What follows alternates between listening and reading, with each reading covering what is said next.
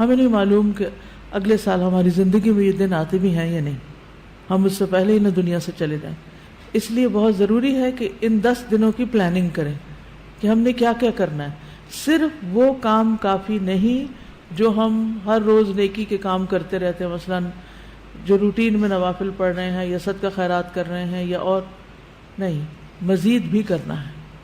صحابہ ان دنوں میں انتھک محنت کیا کرتے تھے.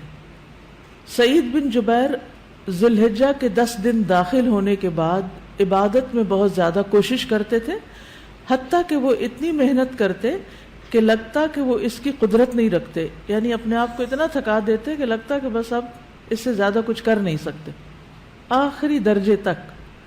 اب نیک اعمال میں سے افضل عمل جو ان دنوں کے لیے پسندیدہ ہے وہ اللہ کا ذکر ہے.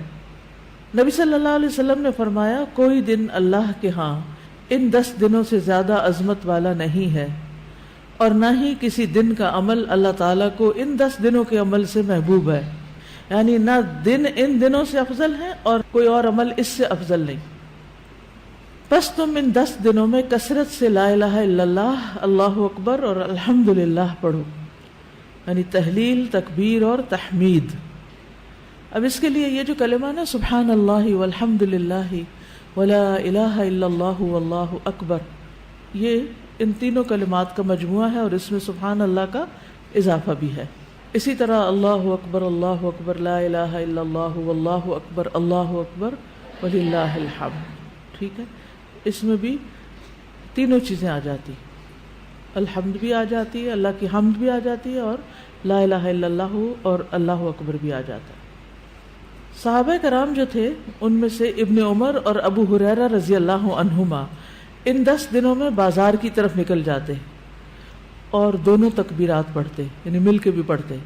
لوگ ان کی تکبیر سن کر تکبیر کہتے، یعنی یہ پڑھتے تو جو سنتا تو وہ بھی کہنا شروع کر دیتا. تو لوگ ان کی تکبیر سنتے کا کیا مطلب ہے کہ یہ تکبیرات اونچی آواز سے پڑھ رہے ہوتے تھے. آپ دیکھیں گھروں میں اکثر لوگ گنگناتے رہتے ہیں یا کچھ، تو گھروں میں بھی تکبیرات اونچی آواز سے پڑھیے، چلتے پھرتے اونچی آواز سے پڑھیے تاکہ دوسروں کو یاد آ جائے.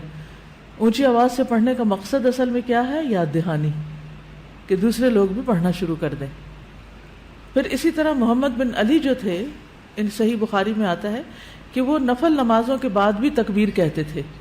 یعنی نفل نماز پڑھ کے، جیسے تہجد کے پڑھے یا چاشت اشراق کے پڑھے یا پھر اس کے علاوہ، تو وہ نفل پڑھ کے بھی تکبیر پڑھتے تھے. اسی طرح عورتیں بھی تکبیرات پڑھتی تھی. ابن عمر منا کے ان دنوں میں نمازوں کے بعد بستر پر، راستے میں اور دن کے تمام ہی حصوں میں تکبیر کہتے، یعنی وہ ہر موقع پہ کہتے. انہوں نے صرف نفل کے لیے خاص نہیں کیا تھا، یہ صرف بازار کے لیے نہیں بلکہ بستر پہ بھی کہتے اور راستے میں بھی اور خیمے میں بھی اور ہر جگہ. اور ان میں سے کوئی بھی آپ الفاظ پڑھ سکتے ہیں، اللہ اکبر لا الہ الا اللہ واللہ اکبر وللہ الحمد، اور اللہ اکبر وللہ الحمد، اللہ اکبر. اسی طرح اللہ اکبر کبیرہ، اللہ اکبر و اجل، اللہ اکبر وللہ الحمد. پھر اللہ اکبر کبیرہ، تو اللہ اکبر کبیرہ والحمد للہ کثیرہ وسبحان اللہ بکرۃ واصیلا بھی آپ پڑھ سکتے ہیں. ٹھیک ہے، آخر میں اللہم اغفر لی بھی کہہ سکتے ہیں. دوسرا اہم کام جو ان دنوں میں کرنے کا ہے وہ 9 ذی الحجہ کا روزہ ہے. اس روزے کی خاص فضیلت ہے جس سے انسان کے گناہ معاف ہوتے ہیں، اور یہ دن 1 سال گزرے ہوئے اور 1 سال آنے والے گناہوں کا کفارہ بنتا ہے. لیکن اس کے علاوہ بھی آپ باقی دنوں میں روزے رکھ سکتے ہیں. خاص طور پر جن کے رمضان کے روزے رہتے ہوں وہ ان دنوں میں قضا کر لیں. جو شوال میں نہیں کر سکے، ذوالقعدہ میں نہیں کر سکے، اب ذوالحجہ میں کر لیں. اجر کا اجر ہے اور اپنے فرض کی ادائیگی بھی ہو جائے گی. شوال کے روزے تو الگ الگ رکھنے پڑتے ہیں، لیکن یہ آپ ملا کے بھی رکھ سکتے ہیں، کیونکہ ان پہلے 8 دنوں کے روزے کو مخصوص نہیں ہے، یہ ہم نفلی روزے ثواب کی خاطر رکھتے ہیں. لیکن اگر قضا رکھ لیں تو بہت اچھا ہے. اور ان دنوں کا سب سے افضل عمل قربانی ہے. اقوال میں تسبیحات ہیں، افعال میں قربانی. تو مجھے امید ہے کہ آپ سب نے قربانیوں کا بندوبست کر لیا ہوگا. اگر ہر شخص الگ الگ نہیں کر سکتا، تو مل کے بھی اکٹھے ہو کے بھی قربانی کر سکتے، کیونکہ جان کا صدقہ تو کبھی بھی کیا جا سکتا ہے.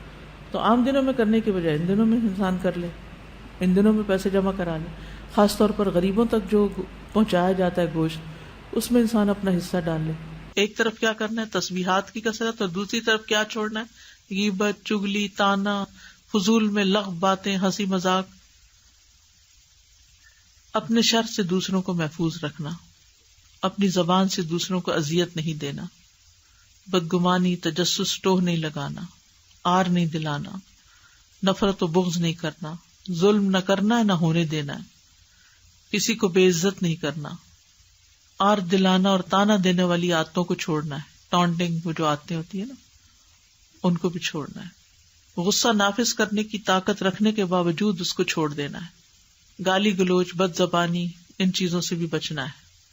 مسلمان کو ہر طرح کی اذیت دینے سے رکنا ہے. رشتہ داروں کی قطع تعلق ہی نہیں کرنی، ان کو منانا ہے. ظالم رشتہ داروں پر بھی مہربانی کرنی ہے. اپنے شر سے پڑوسیوں کو بچانا ہے.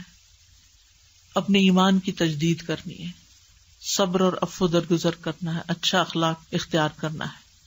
اول وقت پہ نماز پڑھنا ہے. قیام لمبا کرنا ہے. ہو سکے تو تہجد پڑھنا ہے. روزہ رکھنا ہے. حج کے لیے تو چلے گئے ہیں لوگ، ہو سکے تو حج کرنا ہے. مالی صدقات میں اپنے اہل و عیال کی ضروریات پوری کرنا. ناراض رشتہ دار کو تحفہ دینا. اپنے بہن بھائیوں کی یا اپنے دوستوں کی ضروریات پوری کرنا. پانی پلانا. ایسا صدقہ جو خود کو محتاج نہ کرے کسی کا. ناراض لوگوں کو آپس میں صلح کرانا. کسی کو خوش کرنا، کسی کی پریشانی دور کرنا. پھر اپنے نفس اور خواہش سے جہاد کرنا.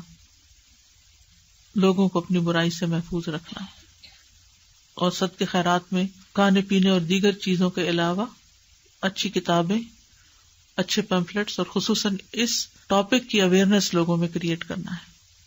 قرآن کی تلاوت میں عام روٹین سے زیادہ پڑھنا، اس کو انکریز کرنا ہے. اللہ سبحانہ و تعالی ہمیں عمل کی توفیق عطا فرمائے.